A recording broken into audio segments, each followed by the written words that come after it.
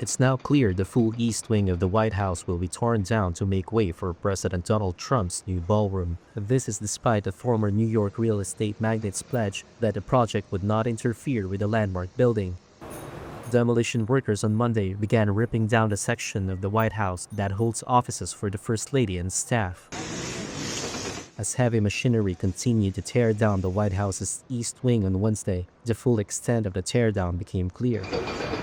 U.S. President Donald Trump defended the demolition to make way for a ballroom. In order to do it properly, we had to take down the existing structure. He showed pictures and models of the proposed 90,000 square foot ballroom to NATO Secretary General Mark Rutte, gathered officials in the press. You can see the kind of interiors that we're talking about. That's an interior of the ballroom, and it's the highest level.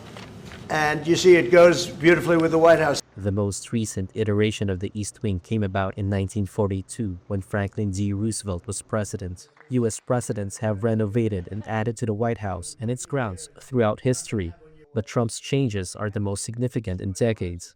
Trump said on Wednesday that the project would cost $300 million, an increase from its initial $200 million price tag announced in July. Trump said he and private donors are paying for the ballroom, but has not released full financing details. The demolition of part of one of the most historic buildings in the United States has sparked an angry outcry from many Democrats and questions about whether the Trump administration followed proper protocols.